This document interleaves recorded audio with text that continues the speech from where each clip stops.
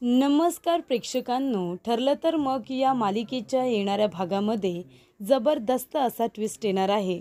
तर प्रेक्षकांनो, इथे सायलीने आता खूपच जास्त हुशारीने प्रियाकडून सत्य वधून घेतलेलं असतं. तर प्रिया ही तन्वी नसल्याचं सत्य आता सायलीला कळलेलं असतं आणि त्यामुळे सुभेदारांच्या घरामध्ये खूप मोठा धमाका झालेला असतो. तर इथे प्रिया आता तन्वी नसल्याचं सत्य सगळ्यांना कळताच इथे मधुभाऊंनीसुद्धा 22 वर्षांपूर्वीचा खुलासा केलेला असतो आणि प्रियाचं सत्य सगळ्यांच्या समोर आणलेलं असतं. त्यामुळे इथे संपूर्ण सुभेदार आता खूपच मोठ्या धक्क्यामध्ये असतात. तेव्हा इथे पूर्ण जी कल्पना सगळेजण इथे प्रियावरती चिडलेले असतात. प्रियाचं थोबाड फोडून ती जी आता घरातून हकलपट्टी केलेली असते. तर प्रेक्षकांनो, इथे आता येणाऱ्या भागामध्ये कशा पद्धतीने सायली प्रियाकडून आता तन्वी नसल्याचं सत्य वधवून घेते आणि कशा पद्धतीने इथे मधुभाऊ प्रियाचं सत्य सांगत तिची घरातून हकलपट्टी होते, आपण सविस्तरपणे बघूया. तर प्रेक्षकांनो, आपण बघितलं की आत्तापर्यंत इथे प्रियाचा आगाऊपणा दिवसेंदिवस वाढतच चाललेला असतो. इथे तिने आता रविराज काकांना फसवलं. त्यांना इथे खोटे पुरावे सादर करत, म्हणजे ते पुरावे सगळे इथे खरं तर सायलीचे असतात. पण आता तिने स्वतःचे पुरावे म्हणून इथे सायलीचे सगळे तन्वी असल्याचे पुरावे रविराज काकांना दाखवलेले असतात. त्याचबरोबर DNA रिपोर्टसुद्धा तिने मॅनेज केलेला असतो आणि इथे खोटे पुरावे सादर करत ती रविराज काकांची मुलगी आहे हे त्यांच्या डोक्यात तिने भरवलेलं असतं. त्याचबरोबर आता त्यांची मुलगी म्हणून ती आता माझा तिथे वावरत असते. सायली खरी रविराज काकांची मुलगी असूनसुद्धा ती तिलाच ॲटिट्यूड देत असते आणि तिचं सुखी आयुष्य तिचे आईवडील स्वतःचे म्हणून मिरवत असते. उलट मिरवता मिरवता आता त्यांचा ती रागसुद्धा करत असते. त्याचबरोबर प्रेक्षकांनो, इथे सुभेदारांनासुद्धा तिने फसवलेलं असतं. त्यामुळे इथे मधुभाऊंनासुद्धा फसवून ती आता सुभेदारांना फसवण्यासाठी आलेली आहे. ही गोष्ट आता मधुभाऊंना काही आवडलेली नसते. मधुभाऊ म्हणतात की ही मुलगी या घरामध्ये आली तरी कशाला, कारण का वात्सल्य आश्रमामध्ये सुद्धा कधी माझ्या सायलीला सुखाने राहू दिलं नाही आणि आता सुभेदारांच्या इथे सून म्हणून आली आहे ना, तेव्हा तिला माझ्या मुलीचं सुख बघवत नाही आहे, म्हणून आता ती या घरामध्ये आलेली आहे. तेव्हा इथे आता सायली ही खरं तर प्रतिमा आत्या आणि रविराज काकांची मुलगी आहे आणि इथे सायलीला आता नेहमी असं वाटत असतं की कदाचित माझे आईवडील असते तर ते रविराज काका आणि प्रतिमा आत्यांसारखेच असते. प्रतिमालासुद्धा सायलीला बघितल्यानंतर मुलीचाच भास होतो. तर ह्या सगळ्या गोष्टी म्हणजे योगायोगाने घडत नसतात, तर त्या ॲक्च्युली सत्यात असतात. कारण का इथे सायली खरोखर रविराज काका आणि प्रतिमाची मुलगीच असते. त्यामुळे ते जेव्हा जेव्हा मिळतात तेव्हा आपलं खूपच काहीतरी एक महत्त्वाचं नातं आहे असं प्रत्येक वेळी त्यांना फील होत असतं. सायलीलासुद्धा प्रतिमा आत्यांमध्ये आपली आईच दिसत असते. त्यामुळे इथे प्रेक्षकांनो आता महत्त्वाची गोष्ट पुढे येणार असते. इथे आता मधुभाऊ सारखे सारखे प्रियाच्या रूममध्ये जात असतात, कारण त्यांना तिथे लहानपणीच्या सायलीचा फोटो मिळालेला असतो. तेव्हा इथे मधुभाऊ विचार करतात की माझ्या साऊ बाळाचा फोटो या प्रियाच्या रूममध्ये काय करतोय, नक्की काय गुपित आहे जे ही प्रिया लपवण्याचा प्रयत्न करते. कारण आत्तापर्यंत प्रियाने खूप कटकारस्थानं केलेली आहेत, ते इकडे मधुभाऊंना बरोबर माहिती आहे. ही मुलगी माझ्या साऊ बाळाचा लहानपणापासून राग करत आली आहे. मग आता असं काय घडलं आहे की ही मुलगी माझ्या साऊ बाळाचा फोटो घेऊन बसली आहे. मग ते मला कळायला हवं ना. बरं, फोटोबद्दल विचारायला गेलो तर तिने माझ्यावरती वाईट साईट आरोप केले, मला खोट्यात काढलं, मला खोटं ठरवलं, माझ्यावरती नको नको ते आरोप केले. मग आता ही नक्की काय लपवण्याचा प्रयत्न करते. जर ती काही चुकीचं काम करत नाही आहे तर मी तिला विचारल्यानंतर लगेच माझ्या साऊबाळाचा फोटो तिने मला दाखवायला हवा होता, असं इथे आता मधुभाऊंना वाटतं. तेव्हा इथे प्रिया वाटेल तसं मधुभाऊंना बोलते. ते काही सायलीला अजिबात आवडत नाही. सायली आता मधुभाऊंना विचारते, तुम्ही का गेला होतात प्रियाच्या रूममध्ये, ती कशी आहे तुम्हाला माहिती आहे ना, सांगा बरं का गेला होतात, काय शोधायचं आहे तुम्हाला तिथे. तेव्हा मधुभाऊ म्हणतात, साऊबाळा, अगं तुझा लहानपणीचा फोटो त्या प्रियाच्या रूममध्ये काय करत होता. मी जेव्हा तिथे गेलो होतो तेव्हा तिच्या उशीच्या खाली मी तुझा फोटो बघितला होता. मग आता तू मला सांग, आश्रमामध्ये असताना ही प्रिया कधी तुझ्याशी सरळ तोंडी बोलली नाही आणि आता तुझा फोटो का घेऊन ठेवलाय तिने? तेव्हा इथे अर्जुन म्हणतो, मधुभाऊ हे काय बोलताय तुम्ही? म्हणजे सायलीचा फोटो त्या तन्वीकडे आहे? तेव्हा मधुभाऊ म्हणतात, हो, आणि मला तेच शोधून काढायचं आहे की माझ्या साऊ बाळाचा फोटो तिने कशाला घेतलाय, नक्की ती काय करण्याचा प्रयत्न करते. मला असं वाटतंय की याच्या मागे तिचं काहीतरी नक्कीच षडयंत्र आहे आणि ते आपल्याला माहिती नाही आहे. अहो जावई बापू, तुम्हाला नाही माहिती, ही मुलगी कुणी साधीसुधी मुलगी नाही आहे. अहो तिला आपल्या जन्मदात्यांची सुद्धा किंमत नाही आहे. ती आपली किंमत काय करणार? तेव्हा मला तर असं वाटतं की ही नक्कीच काहीतरी माझ्या साऊ बाळाच्या विरोधात काहीतरी कट कारस्थानं रचते आणि म्हणूनच तिने माझ्या साऊचा फोटो लपवून ठेवलेला आहे. मी तिला त्या फोटोबद्दलच विचारायला गेलो होतो, तर तिने माझ्यावरती वाईट साईट आरोपच केले आणि सगळ्यांना माझ्या विरोधामध्ये भडकवलं. पण त्या फोटोबद्दल ती काहीच बोलली नाही आणि कपाटाला हातसुद्धा लावू दिला नाही. तेव्हा इथे आता मधुभाऊंचा विनाकारण प्रियाने जो काही अपमान केलेला असतो, सायलीला तो अजिबात सहन झालेला नसतो. सायली म्हणते की आता या प्रियाला मी चांगला धडा शिकवणार. ती ज्या पद्धतीने मधुभाऊंबरोबर बोलली आहे ना, ते मला अजिबात आवडलेलं नाही आहे. त्याच्यामुळे आता तिला या सगळ्याची शिक्षा मी देणारच आणि नक्की त्या फोटोच्या मागचं काय गुपित आहे ना, ते सुद्धा मला शोधून काढलं पाहिजे. तेव्हा इथे प्रेक्षकांनो, आता सायली आपल्या रूममध्ये असते. तेव्हा इथे प्रियाला असं वाटतं की सायली नक्की काय पुरावे गोळा करते, ती काय रूममध्ये करते, एवढा वेळ झाला अजून खाली आलेली नाही आहे. तेव्हा प्रिया आता रूमच्या बाहेर ऐकायला जाते, नक्की त्यांचं काय बोलणं चालू आहे, काय प्लॅनिंग चालू आहे. तेव्हा प्रियावरती आल्यानंतर सायलीला तिच्या येण्याची चाहूल लागते.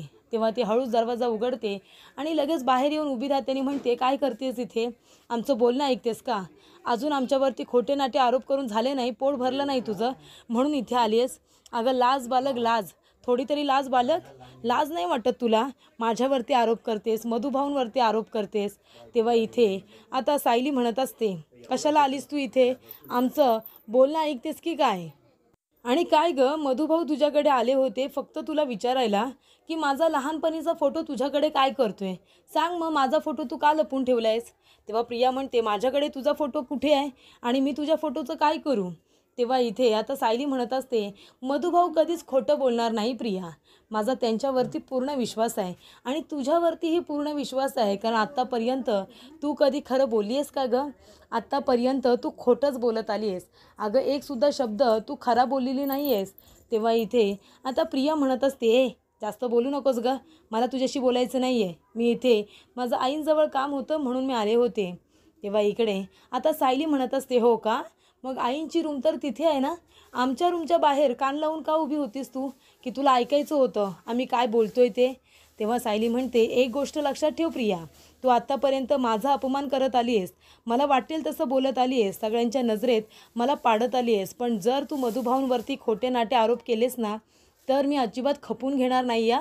मग त्याचे परिणाम तुला मात्र भोगावे लागतील, ही गोष्ट तू लक्षात ठेव. कारण त्याच्या आधीच इथे प्रियाने मधुभाऊंवरती चोरीचा आळ घेतलेला असतो.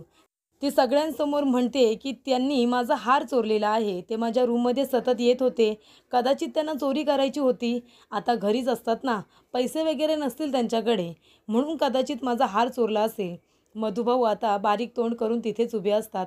सायलीला ते सहन होत नाही आणि प्रेक्षकांनो, प्रियाने जो काही प्लॅन केलेला असतो, तिच्या प्लॅनमध्ये आता अर्जुनने तिलाच फसवलेलं असतं. कारण अर्जुन आता मधुभाऊंच्या रूममध्ये प्रिया हार लपवायला जाते हे सगळं बघितलेलं असतं. तेव्हा अर्जुन आता त्याला वेळ मिळाल्यानंतर तो हार घेऊन त्याने त्या प्रियाच्याच रूममध्ये ठेवून दिलेला असतो आणि जेव्हा प्रिया मधुभाऊंवरती आळ घेते, त्यांच्या रूमची चौकशी करते, अर्जुनच्या रूमची चौकशी करते, त्यानंतर अर्जुन जातो आणि म्हणतो की आता प्रियाच्या रूमची चौकशी करूया. आणि त्यानंतरला प्रियाच्या रूमची चौकशी करत असताना हार आता तिच्या कपाटामध्ये सापडलेला असतो. आणि प्रेक्षकांनो, महत्त्वाची गोष्ट म्हणजे इथे आता ज्या वेळेला अर्जुन सायली तिच्या रूमची चौकशी करत असतात, तेव्हा इथे आता लाल रंगाचं गाठोडं जे काही असतं ते आता खाली पडलेलं असतं. पण प्रेक्षकांनो, इथे आता लाल रंगाचं गाठोडं खाली पडताच प्रिया हादरते. ते गाठोडं ती उचलते आणि ते लगेचच बाजूला ठेवते. तेव्हा अर्जुन म्हणतो त्या गाठोड्यामध्ये काय आहे? प्रिया म्हणते नाही काही नाही आहे, काही नाही. आणि प्रेक्षकांनो त्याच्यामध्येच लहानपणीच्या तन्वीचा फोटो असतो, जो की इथे आता प्रियाला कुणालाही दाखवायचा नसतो, म्हणून इथे तो तिने लपवून ठेवलेला असतो. पण इथे सायलीच्या आता लक्षात येतं की प्रिया नक्कीच काहीतरी लपवण्याचा प्रयत्न करते. तेव्हा तर ते गाठोडं तिने लपवून ठेवलेलं आहे. ती म्हणते की याच्यामध्ये माझ्या लहानपणीच्या सगळ्या आठवणी आहेत आणि त्या मी तिथे ठेवलेल्या आहेत. तेव्हा इथे मधुभाऊ आणि सायलीला तिच्या आता वागण्या बोलण्यावरती संशय आलेला असतो, कारण जेव्हा प्रिया घाबरते तेव्हाच अशी उडवाउडवीची थातूरमातूर उत्तरं ती देत असते. ज्या पद्धतीने ती गाठोडं आता लपवून ठेवते, तेव्हा इथे मधुभाऊंच्या लक्षात आलेलं असतं की कदाचित वात्सल्य आश्रमामध्ये प्रियाचं आणि सायलीचं गाठोडं जे होतं, जे की गायब झाले, कशावरून ते गाठोडं प्रियाने गायब केलं नसावं, बरोबर की नाही? तेव्हा इथे प्रेक्षकांनो आता मधुभाऊ सायलीला म्हणत असतात की साऊ बाळा बघितलंस ना, प्रियाने ते गाठोडं कशा पद्धतीने लपवून ठेवलं. त्याच्यामुळे इथे आता सायलीला तिच्यावरती खूपच जास्त संशय आलेला असतो आणि म्हणूनच प्रेक्षकांनो इथे सायली म्हणते की आता प्रियाकडून बदला घेणार. आणि ती आता जेव्हा रूमच्या बाहेर प्रियाबरोबर बोलत असते तेव्हा ती म्हणत असते, काय गं, त्या गाठोड्यामध्ये असं काय होतं जे तू लपवून ठेवलंस? आणि मधुभाऊ जेव्हा माझ्या फोटोबद्दल तुला विचारत होते तेव्हा त्यांच्यावरतीच खोटे नाटे आरोप केलेस. ते तुझी बॅग तपासायचे का? तुझ्या बॅगमधून वस्तू काढून घ्यायचे? अगं किती खोटं बोलशील कुठे, आणि हे पाप फेडशील तरी कुठे? तेव्हा इथे आता मधुभाऊंना तू जे काही बोललीस ना ते मला अजिबात आवडलेलं नाही आहे. आत्तापर्यंत माझा अपमान करत आलीस ठीक आहे, पण जर माझ्या मधुभाऊंचा, माझ्या वडिलांचा अपमान केलास ना तर ते मी अजिबात खपून घेणार नाही. तेव्हा सायली म्हणते, मधुभाऊंनी तुला लहानाचं मोठं केलं, त्यांचे उपकार तर तू विसरलीस गं. वडीलधाऱ्या माणसावरती चोरीचा आरोप केलास आणि त्याचबरोबर त्याच्या आधी त्यांच्यावरती खुनाचा आरोप केलास आणि त्यांना तू जेलमध्ये टाकलंस. हे मी विसरणार नाही आहे. या सगळ्या पापाची शिक्षा तर तुला मिळणारच आहे, कळलं ना तुला? तेव्हा इथे सायली आता प्रियाबरोबर बोलत असताना तिच्याशी धमकी देऊनच तिला बोलत असते आणि बोलत असताना तिला आता पुढे पुढे घेऊन जाते आणि सायली तिच्या समोर येत असते, जेणेकरून इथे आता ज्या पद्धतीने प्रियाने सायलीला जिन्यावरून पाडलेलं असतं त्या पद्धतीने इथे सायलीसुद्धा प्रियाला जिन्यावरून पाडण्याचा प्रयत्न करत असते. आणि जेव्हा इथे प्रिया आता घाबरत घाबरत मागे जाते, जिन्यावरून तिचा पाय घसरणार तेवढ्यात सायली तिला हात देते आणि पकडते. तेव्हा इथे सायली म्हणत असते की प्रिया, आत्ताच्या आत्ता मी हात सोडल्यानंतर तू खाली पडशील आणि तुझं डोकं फुटेल. मागच्या वेळेला माझ्या कानाला मार लागला होता, माझ्या मेंदूला मार लागला होता, तुलासुद्धा तसा मार लागलाच पाहिजे. तू प्रत्येक वेळेला फक्त दुसऱ्यांना त्रास देतेस ना, ह्या वेळेला तुलासुद्धा त्रास झाला पाहिजे. तुझ्या मेंदूला मार लागला आणि तू जरी वरती गेलीस ना, आम्हाला तरी दुःख होणार नाही, कारण तुझ्यामुळे आम्ही खूप त्रास सहन केला आहे आणि अजूनपर्यंत करतो आहे. तेव्हा सायली म्हणते की खरं खरं सांग, मधुभाऊ तुझ्याकडे कुणाचा फोटो मागायला आले होते आणि तू तो फोटो का दाखवत नाही आहेस? नेमका तुझा काय हेतू आहे ते आम्हाला कळलं पाहिजे. तेव्हा प्रिया इथे आता घाबरते, कारण सायली म्हणते की सोडू सोडू तुझा हात सोडू. तेव्हा इथे सायलीने आता धमकी दिल्यानंतर प्रिया दुसरं करणार तरी काय? तेव्हा इथे प्रिया म्हणते, सायली असं करू नकोस. तेव्हा सायली म्हणते, मग सत्य काय आहे ते सांग. सत्य जे काही असेल ते मला कळलं पाहिजे. नेमकं तो फोटो लपवण्याचं कारण काय आणि मधुभाऊवरती खोटे नाटे आरोप का केलेस तू? तेव्हा इथे प्रिया म्हणते, माझ्याकडे तुझ्या लहानपणीचा फोटो आहे. तेव्हा सायली म्हणते, कशाला ठेवलायस तो फोटो? आताच्या आत्ता मला दे. तेव्हा इथे प्रिया म्हणत असते की नाही, तो फोटो मी ठेवला होता पण आता माझ्याकडे नाही आहे. तेव्हा प्रिया म्हणते, का ठेवला होतास? असं काय गुपित आहे तुझ्याकडे जे आम्हाला माहिती नाही आहे आणि तू आमच्यापासून लपवून ठेवलं आहेस? तेव्हा इथे प्रिया आता काही सांगत नसते, पण सायली म्हणते, ठीक आहे, मी तुझा हात आता सोडते. आणि ते हात सोडायला जाणार तेवढ्यातच प्रिया म्हणते, थांब सायली थांब, मी खरी तन्वी नाही आहे. तो फोटो तुझ्या लहानपणीचा आहे, कारण तू खरी तन्वी आहेस. हे सत्य आता सायलीला कळलेलं असतं आणि प्रिया जे काही बोलत असते ते पूर्णाजीने ऐकलेलं असतं. त्यामुळे इथे पूर्णाजीला आता खूप मोठा धक्का बसतो, जेव्हा प्रिया म्हणते की मी खरी तन्वी नाही आहे, तू खरी तन्वी आहेस आणि तो तुझ्या लहानपणीचा फोटो आहे. इथे मधुभाऊंनी तो फोटो बघितला असता आणि सगळ्यांना सांगितलं असतं की तू खरी तन्वी आहेस म्हणून. त्याच्यामुळे तो फोटो मी लपवून ठेवला होता आणि मधुभाऊंना त्याबद्दल काहीही सत्य मी सांगितलेलं नाही. त्यामुळे इथे आता प्रियाने सत्य सांगितल्यानंतर सायलीला ते सत्य कळलेलं असतं आणि त्यामुळे इथे सायली म्हणते, लाज नाही वाटत तुला? तो फोटो माझ्या लहानपणीचा आहे आणि तू आत्तापर्यंत तो फोटो लपवून ठेवलास. काय मिळालं तुला हे सगळं करून? तेव्हा इथे प्रिया म्हणते की मला त्यावेळेला खूप गरज वाटली, माझ्याकडून हे काम करून घेतलेलं आहे, माझी इच्छा नव्हती पण जबरदस्तीने मला हे सगळं करायला सांगितलं होतं. तेव्हा इथे आता प्रियाने स्वतःच्या तोंडातून हे कबूल केलेलं असतं की ती खरी तन्वी नाही आहे, सायली खरी तन्वी आहे. आणि हे सत्य आता सगळ्यांना कळतं.